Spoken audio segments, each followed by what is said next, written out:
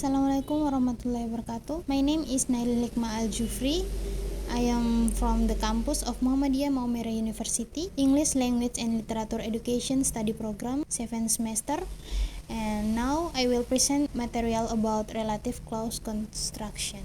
The first slide, I will discuss the various types of relative clause construction. The first, introduction, non-subject with relative clauses, subject relative clauses, infinitive and bare relative clauses, restrictive vs non-restrictive relative clauses. The material first about introduction.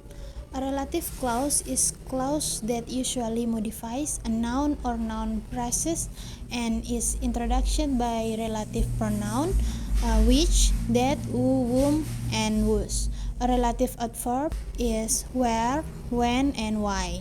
The next, non-subject relative clause. Non-subject with relative clause are subordinate clauses that provide additional information about a noun in a sentence without functioning as the subject. They begin with word. Bisa teman-teman lihat ada beberapa kata yang bisa dipakai. For example, main clause, the book that I bought yesterday is on the table. Relative clause, the book is on the table.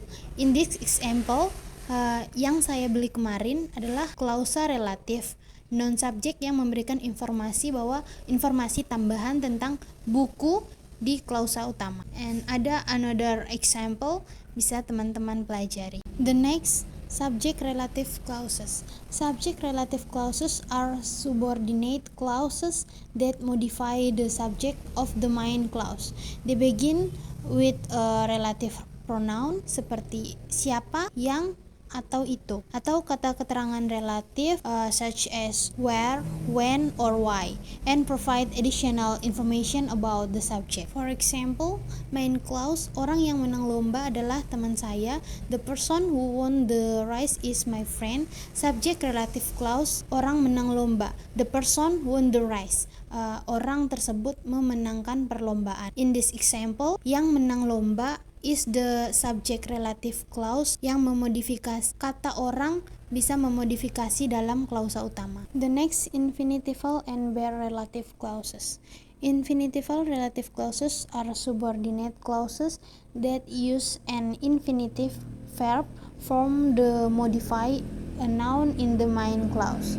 Example, main clause, she needs a tutor to help her with maths. Infinitival relative clause, to help her with maths is an infinitival relative clause yang memodifikasi dalam klausa utama adalah kata tutor.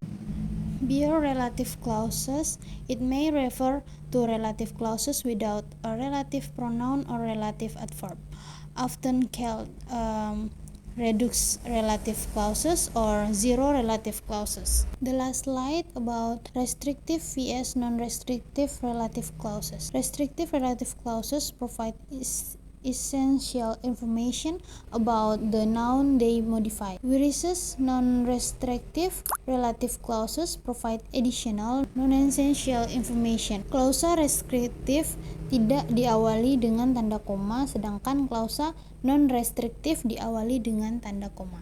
For example, restriktif, buku yang ada di atas meja adalah milikku. Di sini yang ada di atas meja, underline yang ada di atas meja sangat penting untuk mengidentifikasi buku mana. Sedangkan non-restriktif, buku saya yang ada di atas meja berwarna merah. Di sini kita underline yang ada di atas meja.